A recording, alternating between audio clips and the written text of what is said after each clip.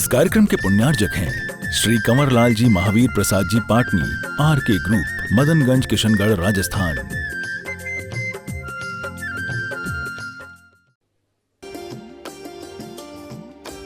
और मैं उसे ट्रैक थोड़ा बाद में चलाइए।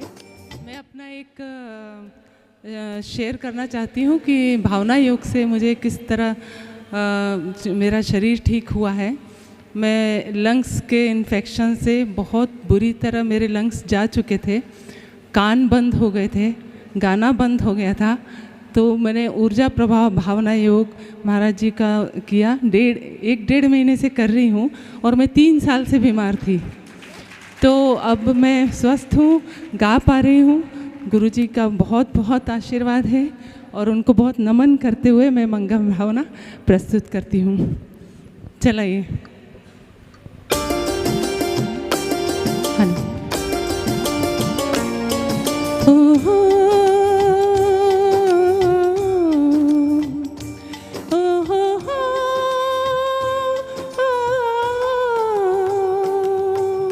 मंगल मंगल होए जगत में सब मंगलमय होए। मंगल मंगल होए जगत में सब मंगलमय होए। इस धरती के हर प्राणी का मन मंगलमय होए। इस धरती के हर प्राणी का मन मंगलमय होए। मंगल मंगल होए जगत में सब मंगलमय होए। ट्रैक थोड़ा बढ़ा दीजिए प्लीज।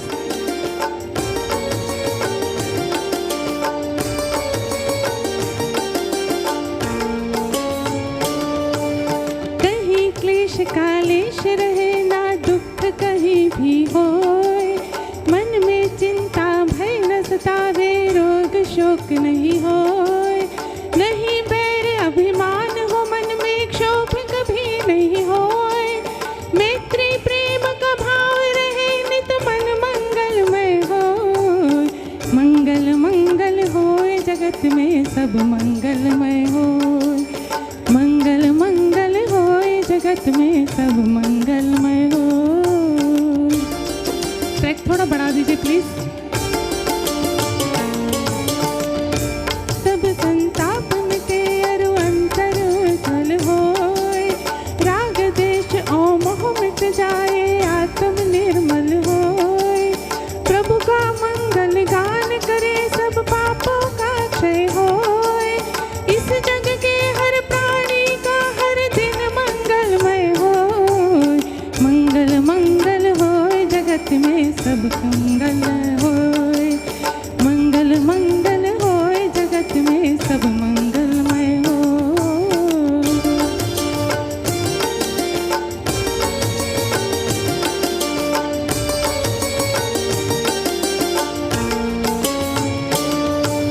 गुरु हो मंगल, प्रभु हो मंगल, धर्म सुमंगल होए। मात पिता का जीवन मंगल, परिजन मंगल होए। जन का मंगल, गण का मंगल, मन का मंगल। और परम पूज मुनिवर के कर कमलों में शास्त्र भेंट करने के लिए सभी सम्मानीय अतिथियों को आमंत्रित करूंगा। वे आएँ और परम पूज मुनि संघ के कर कमलों में शास्त्र भेंट करने का कार्यक्रम संपन्न करें। श्रीमान विजय जी पाटनी, मुकेश जी पाटौदी, श्रीमान नितिन जी USA, प्रकाश जी पाटनी, शास्त्र में बाहर के शास्त्र और मंदिर कमेटी के पदाधिकारी भी शास्त्र भेंट करने के लिए आ जावे। जिन वाणी जग मैया जन में दुख मेट दो, जन में दुख मेट दो, मरण दुख मेट दो। जिन वाणी जग मैया जन में दुख मेट दो।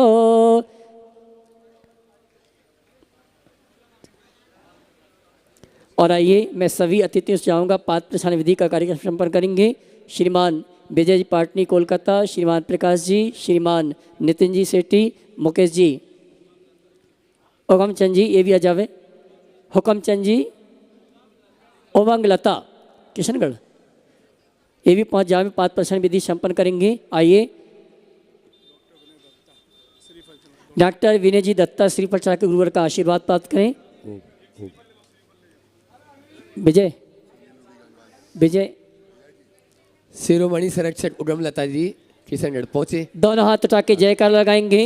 बोले देवादिदेव श्री आदिनाथ भगवान की जय जय जय। देवादिदेव श्री महावीर भगवान की जय जय जय।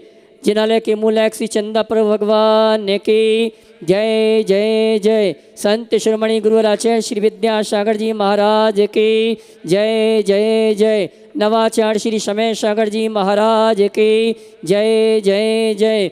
गुणायतन प्रणेता संका समाधान भावना एक प्रवर्तक जन जन के संत प्रखर वक्ता बोले परम पूज मुनि श्री प्रमाण सागर जी महाराज की जय जय जय। मुनिवर श्री निर्वेक सागर जी संधान सागर जी महाराज की।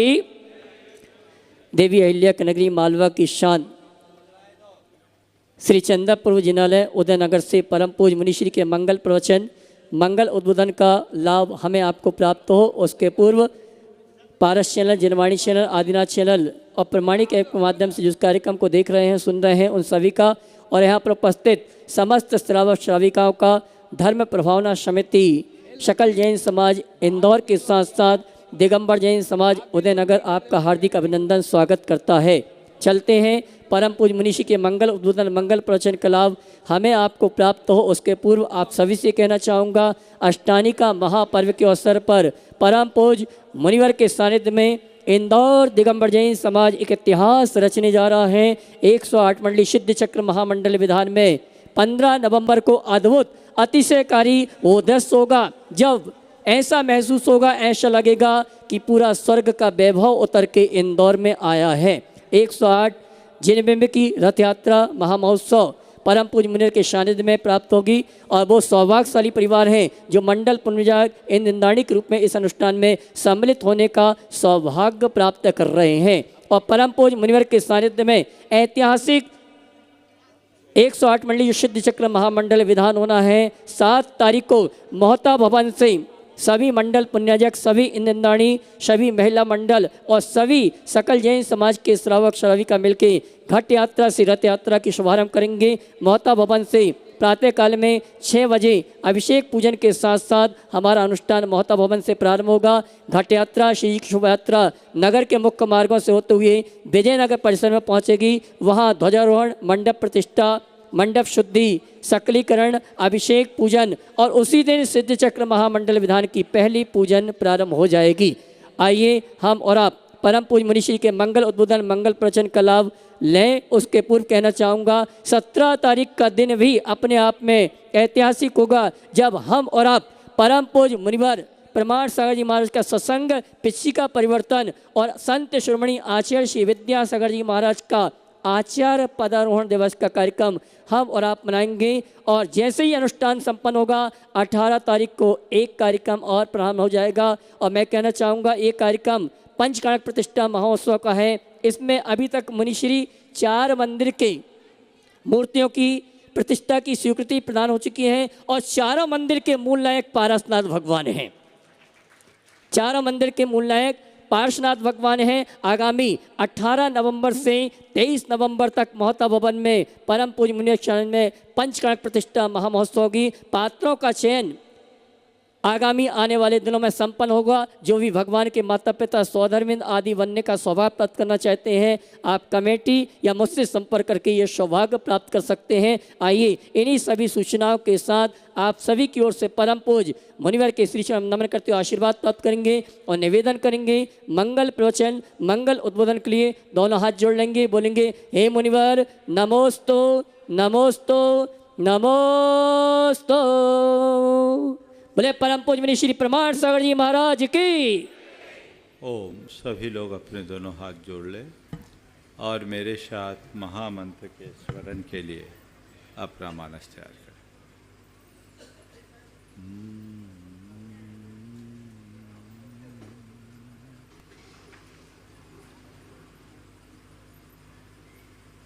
एळमो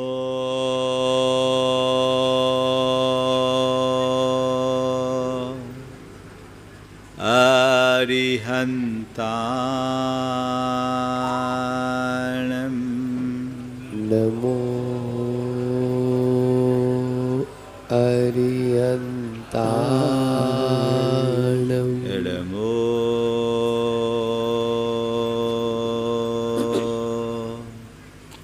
सिद्धाय नमो सिद्धाणं नमो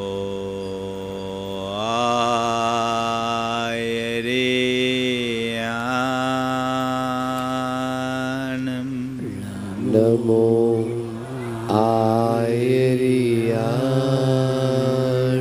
नमो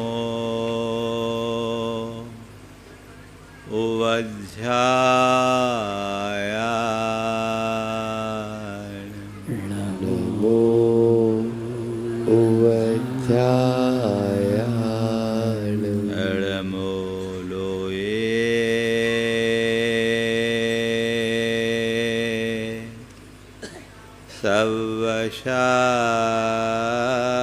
सवशाहुनं नमो लोये सवसाहुनं एषो पञ्चेण मोयारो ऐसो पंच नमो यारो सवपाव पणाशिनो सब पाव पणाशिनो मङ्गलाळं च सवेसिं मंगलाणं च सवेसिं पढ़मं होय मङ्गलम् परमं होय मंगलम्। जय बोलो देवादिदेव 1008 श्री भगवान महावीर स्वामी की जय जय जय अहिंसा परमो धर्म की जय जय जय परम पूज आचार्य गुरुवर श्री विद्यासागर जी महाराज की जय जय जय। बोले परम पूजनीय श्री प्रमाण सागर जी महाराज की नमोस्तु गुरुवर नमस्तु। एक आदमी बड़ी तेज गति से चला जा रहा था। रास्ते में उसे टोकते हुए किसी ने पूछा, भाई कहाँ जा रहे हैं? उसने जवाब दिया, पता नहीं। तेज गति से जाते हुए व्यक्ति को टोक कर पूछा, कहाँ जा रहे हो? जवाब दिया, पता नहीं। उसने पूछा, आ कहाँ से रहे हो? कहा, पता नहीं। सामने वाला आश्चर्यचकित रह गया और हैरान होकर उसने पूछा, भैया कहाँ जा रहे हो? कहाँ से आ रहे हो? पता नहीं। क्यों जा रहे हो? बोले पता नहीं। अब तो एकदम हैरान रह गया और ऐसी हैरानी भरे शब्दों में उसने बोला, भैया कहाँ से आ रहे हो? पता नहीं। कहाँ जा रहे हो? पता नहीं। क्यों जा रहे हो? ये पता नहीं। तो भैया मेरे ये तो बता कि तू है कौन? जानते उसने क्या जवाब दिया? उसने कहा, ये भी पता नहीं। ऐसे आदमी को हम क्या कहेंगे? क्या कहेंगे?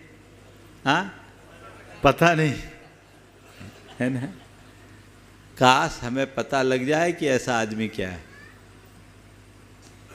यथार्थ ऐसे व्यक्ति को पागल के अलावा और कुछ नहीं कहा जा सकता, पर वो पागल कहीं और नहीं, कहीं अपने भीतर तो नहीं बैठा है। हमें ये देखने की ज़रूरत है। हम जीवन जी रहे हैं और जीवन का एक लंबा भाग हमने यूं ही व्यतीत कर दिया।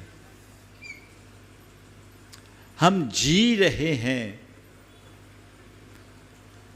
पर क्यों जी रहे हैं इसका कोई पता है? हमारा जीवन पूर्णतः उद्देश्य विहीन बना हुआ है। संत कहते हैं, उद्देश्य विहीन जीवन अर्थपूर्ण नहीं होता। जीवन का कोई ठोस उद्देश्य होना चाहिए। अधिकतर लोगों के जीवन का कोई उद्देश्य नहीं, और यदि किन्हीं का उद्देश्य है भी तो बड़ा उथला उद्देश्य है। आप अपने अंतर मन में उतर करके देखिए, आपने अपने जीवन का ध्येय क्या बनाया, क्या सोच करके जी रहे हैं। बच्चा पैदा होता है, थोड़ा बड़ा होता है तो सोचता है मैं कुछ पढ़ लिख लूँ,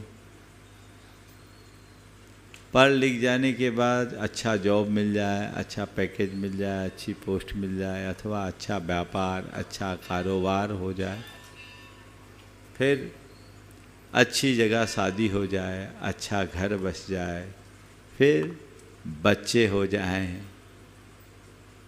परिवार बढ़ जाए, फिर घर मकान संपत्ति हो जाए। ये सब ना सब सोचते रहते हैं। बोलो, आपके जीवन का क्या उद्देश्य? यही सब उद्देश्य। बिना प्लानिंग के तो आप लोग चलते नहीं हो, दिमाग में कुछ कुछ चलता रहता है। अभी हमने एक छोटा मकान बनाया है, अब बड़ी जगह में एक बड़ा मकान और बना लेंगे। अभी हमने एक छोटी गाड़ी खरीदी है, अब लग्जरी गाड़ी और ख़रीद लेंगे। अभी तक एक कारोबार है, अब 2-4 कारोबार और बढ़ा लेंगे। सेकेंड थर्ड स्टेप में हमने ये प्लान कर रखा है। दुनियादारी की बातों के विषय में तो मनुष्य सोचता है, लेकिन अपने विषय में बिल्कुल नहीं सोच पाता। बल्कि मैं ये कहूँ कि सारा जीवन दुनियादारी और गोरख धंधे में ही खो देते हैं। क्या सोच रहे हैं, क्या प्लानिंग है हमारी, और इसका अंत क्या है? बहुत पहले कुछ पंक्तियाँ, किसी की पंक्तियाँ पढ़ी थी, इस जहां में न जाने क्या कार नुमाए कर गए। इस जहां में न जाने क्या कार नुमाए कर गए। बीए किया, एमए किया, नौकर हुए, पेंशन मिली और मर गए। यही है ना। पैदा हुए, व्यापार सीखा, धन कमा, बूढ़े हुए। पैदा हुए, व्यापार सीखा, धन कमा, बूढ़े हुए, और बंधु जन को सौंप कर धन इस जहां से चल दिए। यही कहानी है ना, सबकी यही कहानी है। संत कहते हैं ये तो तुम अनादि से करते आ रहे हो, आज तक तुमने केवल और केवल यही किया है। दुनियादारी और गोरख धंधे के अलावा तुमने आज तक किया क्या है? बोलो। संत कहते हैं यही मनुष्य को विचार करना चाहिए, और इसी पर विचार करके अपने जीवन की दिशा बदलनी चाहिए। और ये तब संभव होगा जब व्यक्ति अपने आप को पहचानेगा, मैं कौन हूं और मेरा क्या है। अपने आप को पहचाने, अपने आप को जाने, अपने आप को समझे। सबसे बड़ी विडंबना तो ये है कि व्यक्ति खुद से अनजान होकर के जीता है, सतही स्तर पर जीता है। जो दृश्य जीवन को ही सर्वस्व मानता है, वह केवल बाहर की व्यवस्थाओं के विषय में सोचता है, और जो दृश्य जीवन से परे अपने अंतस के जीवन को पहचानता है, वो अपने जीवन को भीतर से संवारने का प्रयत्न करता। पहचानो तुम्हारे जीवन का उद्देश्य क्या है। ज़्यादातर लोगों का एक ही ध्येय बन गया है, वह है पदार्थ और पदार्थ जन्य भोग। केवल बाह्य उपलब्धि को ही अपने जीवन का ध्येय बनाना भयानक भूल है। हमें पदार्थ से परमार्थ की ओर देखना चाहिए। चार स्थितियां, पदार्थ, परमार्थ, यथार्थ और अर्थ, चार शब्द हैं। अर्थ, पदार्थ, परमार्थ और यथार्थ। हमारी दृष्टि किस पर? अर्थ पर, पैसों पर। तो पैसा तुम्हारे इस जीवन के गुजारे में थोड़ा साधन बन पाएगा, लेकिन ये तुम्हारे साथ जाने वाला नहीं है। इनसे तुम्हें सुविधाएं मिल पाएगी पर संतुष्टि नहीं मिल सकेगी। ये तुम्हें अनुकूलता दे सकेगा, प्रसन्नता नहीं मिलेगी। ये तुम्हें सामग्री दिला सकेगा, शांति नहीं। जीवन के अब तक के अनुभव को टटोल कर देखिए, पैसे से हमने क्या क्या पाया? बोलो, क्या क्या पाया? पैसा क्या दे सकता है और क्या नहीं, कभी सोचा आपने? हाँ, पैसे से मकान बना सकते हो, आराम नहीं।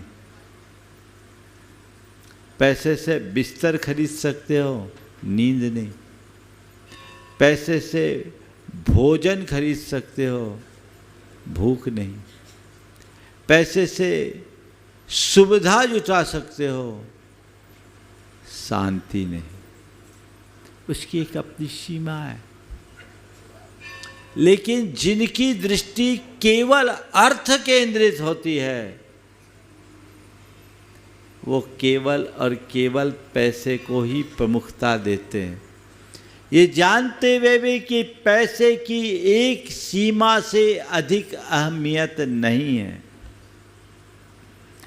फिर भी पैसे के पीछे पागल होना कहाँ की समझदारी है? कहाँ की समझदारी है? एक विचारक संत ने अपने एक धनपति सेठ को, जो उनका भक्त था पर पैसे का बड़ा अभिमानी और आसक्ति रखने वाला,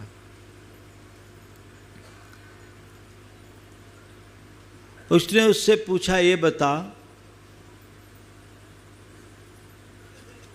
तुम्हें बहुत जोर की प्यास लगी हो, प्यास के मारे प्राण निकलने को हो,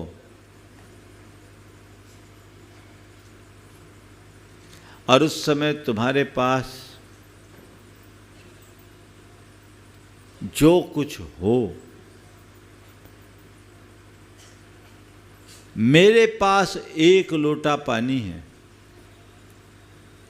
तुम पानी की मांग करो और मैं कहूँ कि तुम्हारे पास जो है वो दो, तब मैं पानी दूंगा, तुम क्या करोगे? जो है वो दो, तब मैं तुम्हें पानी दूंगा, तो तुम क्या करोगे? बोले, सब कुछ सौंप करके पानी लूंगा। बोले, क्यों? अगर पानी नहीं पीऊंगा तो प्राण निकल जाएंगे, प्राण ही निकल जाएंगे तो इन सब का करूंगा क्या? इसलिए मैं सब कुछ सौंप करके पानी लेना पसंद करूंगा। संत मुस्कुराए और उसे बोध देते हुए उन्होंने कहा, बस इतना ही तो मैं तुम्हें कहता हूँ, तुम्हारी सारी संपत्ति की कीमत एक लोटा पानी भर ही तो है, और क्या है? क्या है कीमत? बोलो। एक लोटा पानी है ना, और क्या है?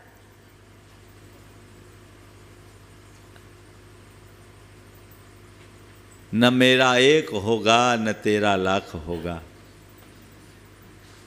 न मेरा एक होगा न तेरा लाख होगा, तेरा भी राख होगा मेरा भी राख होगा, सब कुछ खाक होगा।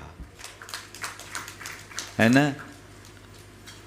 समझो तो क्या करो, अर्थ को जीवन निर्वाह का साधन मानो और उसे परमार्थ में नियोजित करो, ताकि अनर्थ से बचा जा सके। पैसा पाके चार स्थितियां बनती। एक शक्ति, दूसरी आसक्ति, तीसरी भक्ति और चौथी विरक्ति। क्या बताया? पैसे को पाकर चार स्थितियां: शक्ति,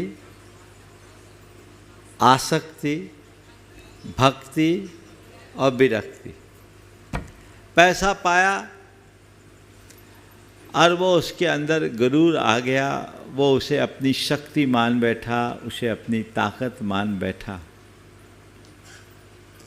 तो वो प्रायः अपने पैसे से रुआब झाड़ता है, पैसे को ही अपनी बहुत बड़ी ताकत मानने का भ्रम पालकर अभिमानी बन जाता है। ऐसा व्यक्ति कई बार अमानुषिक प्रवृत्तियों का आदी बन जाता है, उसका व्यवहार असामान्य हो जाता है और उसके चिंतन का स्तर बड़ा निम्न हो जाता है। पैसा पाकर के केवल उसे शक्ति मान लेना मनुष्यता से नीचे आ जाना है। फिर दूसरे नंबर पर आसक्ति, तो वो तो सोचता है पैसा, पैसे ही सब कुछ है।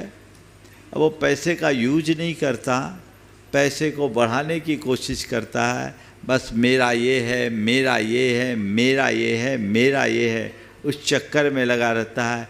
पहले पैसे को अपनी शक्ति मानता है तो दूसरों से होड़ होती है, कोई उससे मुझसे अधिक ना पा पाए, मुझसे ज़्यादा शक्तिशाली ना बन जाए, और जब है तो उससे इस भांति चिपक जाता है, न उपयोग कर पाता है न उपभोग कर पाता है, चिपक करके बैठ जाता है। गुरुदेव ने ऐसे लोगों के लिए एक बहुत सुंदर संदेश दिया अपने हाइकू से।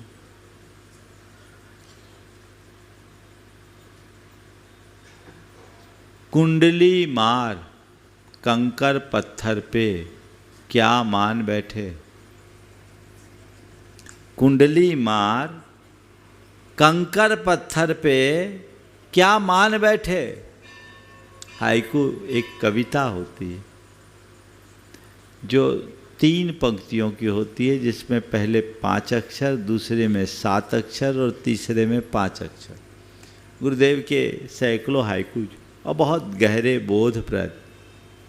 वो कह रहे कुंडली मार कंकर पत्थर पे, जिन्हें तुमने धन पैसा संपत्ति मान रखा है, वो कंकर पत्थर ये छूट जाना है। क्या मान करके बैठे हो, साथ लेकर के जाओगे। लेकिन मनुष्य की आसक्ति उसे ऐसे ही उलझा के रखती है, तो ये कोई काम में नहीं आता, उसे यूं ही रखता, बर्बाद कर बैठता है। जीते जी पैसे के पीछे परेशान होता है और मरणोपरांत भी अपनी दुर्गति कर लेता है। शक्ति और आसक्ति दोनों त्याज्य है, वर्ज्य है, हमारे लिए अहितकर है। तीसरा चरण है भक्ति, जो उपादेय है, आलंबनीय, अनुकरणीय है। अगर तुम्हारे पास अर्थ है, तुम्हारे पास पैसा है, तो तुम भक्ति में लगो, प्रभु की सेवा में लगो, श्रद्धा भाव से समर्पित हो जाओ, तुम्हारे जीवन का कायाकल्प हो जाएगा। जिसके मन में भक्ति होती है उसके जीवन में विनम्रता भी आ जाती है, उसके व्यवहार में शालीनता भी हो जाती है, वो चीज़ों को परमार्थ में नियोजित कर देता है। बंधुओं, हमारे भारत की परंपरा की विशेषता देखो, कोई चीज़ जब आप स्वयं भोगते हो और दूसरों को दो तो उसे जूठन माना जाता। बोलो, कुछ खा लो और किसी दूसरे को दो तो जूठन है ना, हाँ? और उसे ही अगर अपने इष्ट को अर्पित करके बांटा जाए तो क्या हो गया? बात समझ में आ रही है? अपनी संपत्ति का निजी स्तर पर भोग करोगे तो वो जूठन है, और परमार्थ से जोड़ करके करोगे तो प्रसाद है। जूठन को प्रसाद बनाइए। शक्ति और आसक्ति से ऊपर उठकर भक्ति में रम जाइए। ये जीवन का मर्म है और यही हमारा धर्म बनना चाहिए। और चौथी स्टेज है विरक्ति। पैसा है लेकिन मेरा नहीं है, उसमें रंच मात्र आसक्ति नहीं। ये तो हाथ का मैल है, आज संयोग से मेरे पास है, कल रहे न रहे, मेरा तो एक परमाणु भी नहीं है। संयोग से मेरे पास है पर मेरा नहीं है। स्वामित्व का भाव नहीं, कस्टोडियन बन करके जीना, मिल्कियत के साथ नहीं। यदि पैसा पाकर ऐसी विरक्ति के संस्कार आ गए तो तुम धनाढ्य हो जाओगे, धनांध नहीं बनोगे। दो स्थिति है, एक धनाढ्य होने की और दूसरा धनांध होने की। दोनों के पास पैसा होता है। धनांध के पास पैसा हो सकता अपेक्षाकृत कम भी हो, पर उसको धन का अभिमान और आसक्ति ज्यादा। जो शक्ति और आसक्ति में जीते हैं वो धनांध होते हैं। उन्हें अपने पैसे का बड़ा गुरूर होता है और उस गुरूर में और किसी का मूल्य ही नहीं आंकते। धन के साथ आसक्ति और अभिमान मनुष्य को धनांध बनाकर उसका अधः पतन करते। लेकिन दूसरा स्तर है धनाढ्य, जो धन पैसे को पाने के साथ उदारता से संपन्न हो, वो धनाढ्य है। जिसके पास धन होने के साथ उदारता है वही धनाढ्य है, और धनाढ्य है उसका ही जीवन धन्य है।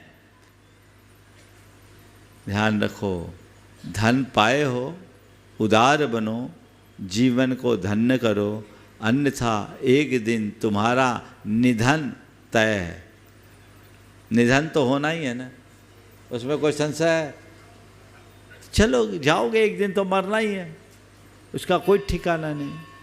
तो तुम धन संपन्नता के साथ साथ उदारता को आत्मसात करो, और ये उदारता तभी होगी जब अंदर से विरक्ति के संस्कार होंगे, जो तुम्हारे मन में वो अनुरक्ति नहीं होने देगी। ठीक है, आज पैसा है, कल रहे न रहे, उस तरीके से जीवन जियो। मेरे संपर्क में एक ऐसे सज्जन हैं जो पैसे के बाद भी विरक्ति की प्रतिमूर्ति, भारत में नहीं रहते, मोंटे कार्लो में रहते हैं। मोंटे कार्लो दुनिया के रईसों का देश है, बहुत छोटी सी आबादी है, और सब अरब खरबपति हैं। वो व्यक्ति जब मेरे संपर्क में आए, नियमित मुझे सुनते हैं, अभी भी सुन रहे होंगे। उन्होंने पहली बार आने के बाद मुझसे कहा, महाराज चैनल के माध्यम से आपको सुना, मेरे जीवन की दिशा बदल गई, अब आपके चरणों में आया हूँ। अभी तक मैंने बंद किया, अब निर्जरा करना चाहता हूँ, निर्जरा के मार्ग में रखता हूँ। और आप सब सुन के आश्चर्य करोगे, उस व्यक्ति का पूरा जीवन बदल गया, और उन्होंने अपने भोजन पानी, रहन सहन सब में परिवर्तन कर दिया।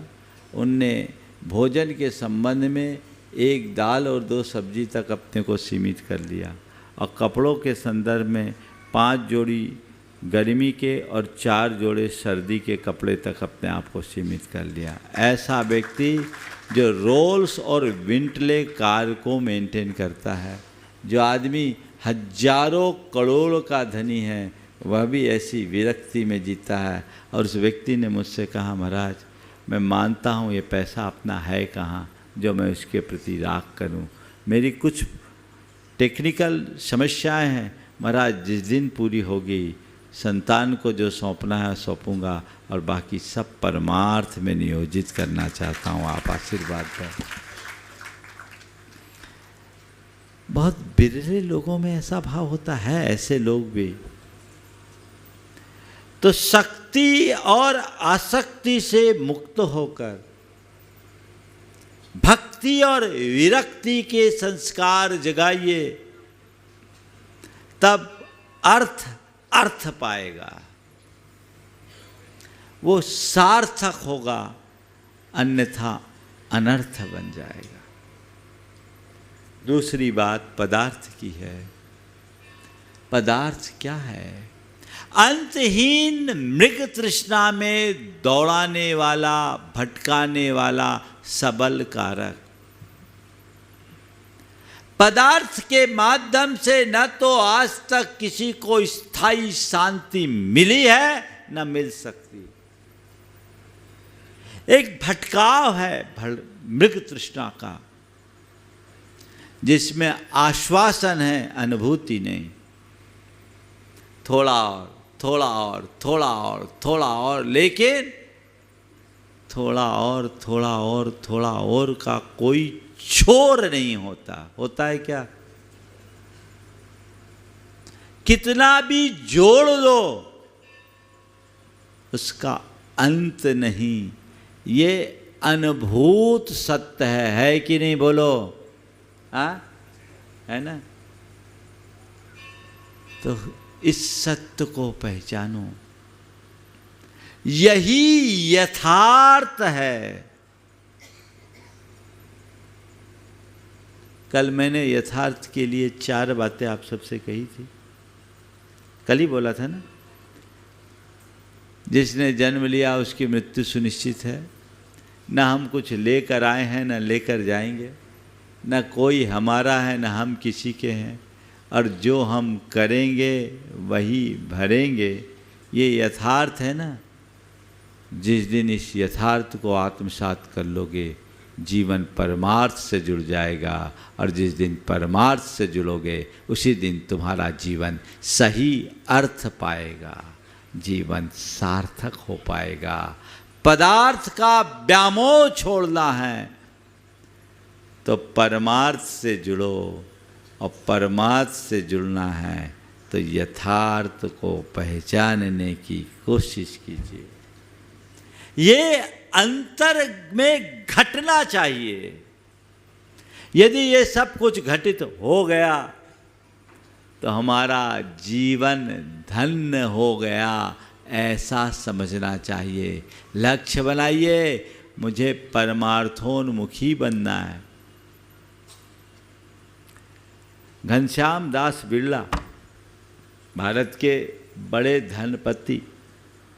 भारत में दो ही नाम याद किए जाते थे, टाटा और बिरला।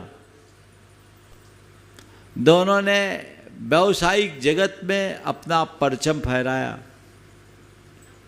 लेकिन इसके साथ साथ ये धार्मिक भी थे। घनश्याम दास बिरला ने अपने बेटे बसंत बिरला को एक पत्र लिखा था, कुछ वर्षों पहले वायरल हुआ। मेरे पास उसकी ओरिजिनल प्रति भी है। आप लोगों को याद है उसमें उन्होंने क्या लिखा था? आज के संदर्भ में मैं उसे इस भाव से सुनाना चाहता हूँ कि आज की पीढ़ी भी अपनी संतान को ऐसी सीख और प्रेरणा दे सके। उस पत्र का जो मजमून था और विवरण था, उसे देखकर कोई कह नहीं सकता कि एक उद्योगपति पिता अपने उद्योगपति युवा पुत्र को लिख रहा है। उस पत्र में जो कुछ है उसे देखकर तो यही लगता है कि जैसे कोई संत अपने उद्योगपति भक्त को संदेश दे रहा है, उपदेश दे रहा है। क्या लिखा? चिरंजीव वसंत, यह पत्र मैं तुम्हें लिख रहा हूँ। ध्यान से पढ़ना और मनन करना, अनुभव की बातें लिख रहा। हमारे पास जो धन है, अच्छे साधन है, ये सब जनता की धरोहर है। इसे अपने लिए कम सेवा कार्य में उपयोग करना। ध्यान रखना, भरत ने सेवा की थी और रावण ने उसका उपभोग किया था। धन सदा रहने वाला भी नहीं है, इसलिए इनका सद्व्यय करना, इन्हें संतान को न सौंपना, इन्हें जनता के हित में लगाना।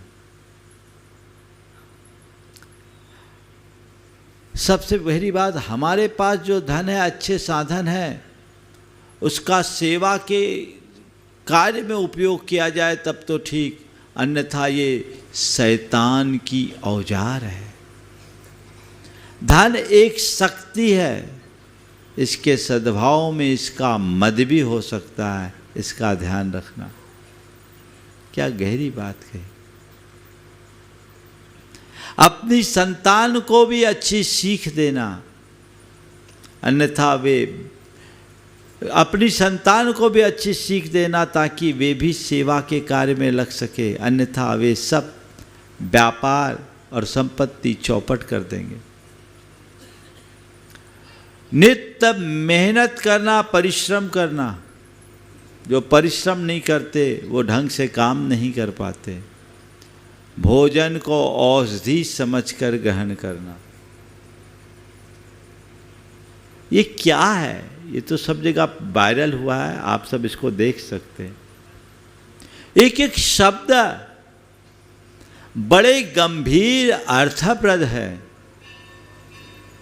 पत्र को पढ़कर एक ही बात लगता है कि ये पत्र एक भक्त उद्योगपति, एक विरक्त उद्योगपति ने ही अपने एक युवा पुत्र को संबोधने के लिए लिखा है।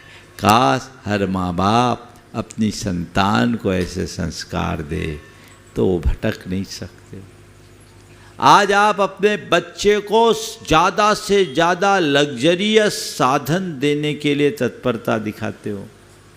आप अपने बच्चों को अधिक से अधिक सिमरिए वांछित फलदाता। उनने बेटों को मेरे सामने कहा, बेटा देख, मेरे पास जो धन और संपत्ति है, इसे मैं चाहूँ तो तुझे दे सकता हूँ। मेरे पास जो धन और संपत्ति है इसे मैं चाहूं तो तुझे दे सकता हूं, पर मेरा जो पुण्य है ना उसे मैं चाह करके भी तुझे नहीं दे सकता, उसे तुझे खुद अर्जित करना पड़ेगा। ये जीवन की कितनी बड़ी सच्चाई है। आप अपनी संतान को ऐसी सीख दे पाते हैं? अरे पहले खुद तो वो सीख जगाओ तब तो दोगे। यथार्थ को सामने रखो, जीवन के सत्य को सामने रखो और उसी अनुरूप अपना लक्ष्य बनाकर आगे बढ़ो, तब हम अपने जीवन में सार्थकता घटित कर पाएंगे और जीवन को उसके चरम परम उपलब्धि से जोड़ पाएंगे। तो ये लक्ष्य हमारे भीतर होना चाहिए।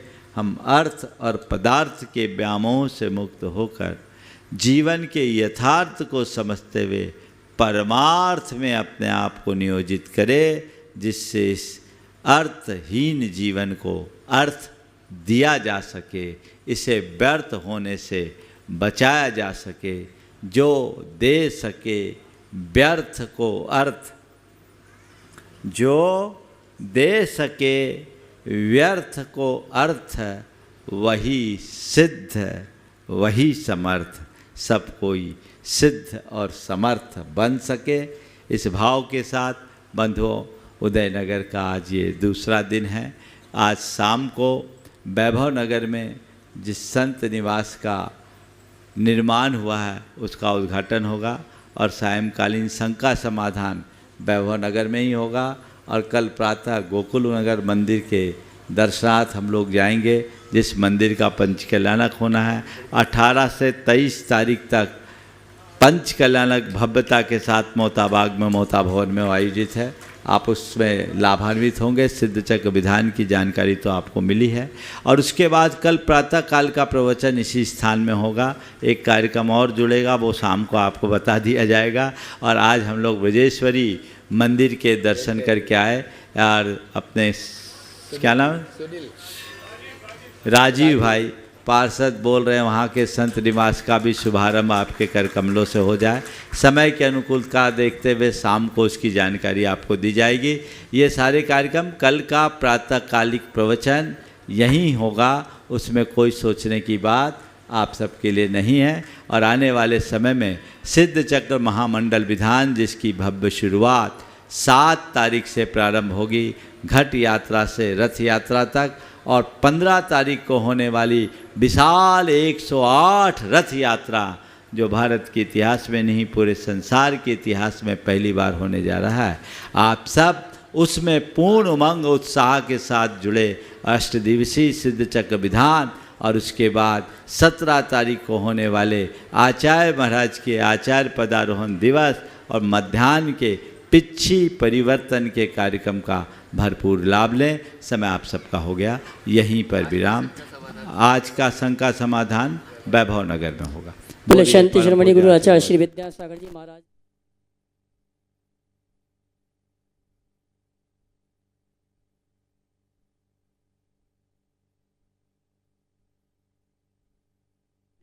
उषा नमः। ओम ह्रीं सिया उषा नमः। ओम ह्रीं सिया उषा नमः। ओम ह्रीं सिया उषा नमः। ओम ह्रीं सिया उषा नमः। ओम ह्रीं सिया उषा नमः। ओम ह्रीं सिया उषा नमः। ओम ह्रीं सिया उषा नमः। ओम ह्रीं सिया उषा नमः। ओम ह्रीं सिया उषा नमः। ओम ह्रीं सिया उषा नमः। ओम ह्रीं सिया उषा नमः। ओम ह्रीं सिया उषा नमः। ओम ह्रीं सिया उषा नमः। ओम ह्रीं सिया उषा नमः। ओम ह्रीं सिया उषा नमः। ओम ह्रीं सिया उषा नमः। ओम ह्रीं सिया उषा नमः। ओम ह्रीं सिया उषा नमः। ओम ह्रीं सिया उषा नमः। ओम ह्रीं सिया उषा नमः। ओम ह्रीं सिया उषा नमः। ओम ह्रीं सिया उषा नमः। ओम ह्रीं सिया उषा नमः। ओम ह्रीं सिया उषा नमः। ओम ह्रीं सिया उषा नमः। ओम ह्रीं सिया उषा नमः। ओम ह्रीं सिया उषा नमः। ओम ह्रीं सिया उषा नमः। ओम ह्रीं सिया उषा नमः। ओम ह्रीं सिया उषा नमः। ओम ह्रीं सिया उषा नमः। ओम ह्रीं सिया उषा नमः। ओम ह्रीं सिया उषा नमः। ओम ह्रीं सिया उषा नमः। आइए सभा का समापन करें। उसके पूर्व मैं आमंत्रित करूंगा हमारे गंगवालपुर से तेजपाल जी गंगवाल। वे आए परम पूज्य मुनिवर के श्री चरण वंदन करते हुए गुरुवर का आशीर्वाद प्राप्त करेंगे, जिनकी बहुत उत्कृष्ट भावना है। सिद्ध चक्र महामंडल की जो संयोजना हो रही है, उस संयोजना में बहुत बड़ा योगदान देने का इनका भाव है। अशोक दोषी जी साथ में यहाँ पर आ जावें। और मैं आमंत्रित करूँगा हमारे शुभम जी सुभाष ट्रांसपोर्ट। इस कार्यक्रम के पुण्यार्जक हैं श्री कंवरलाल जी महावीर प्रसाद जी पाटनी, आर के ग्रुप, मदनगंज, किशनगढ़, राजस्थान।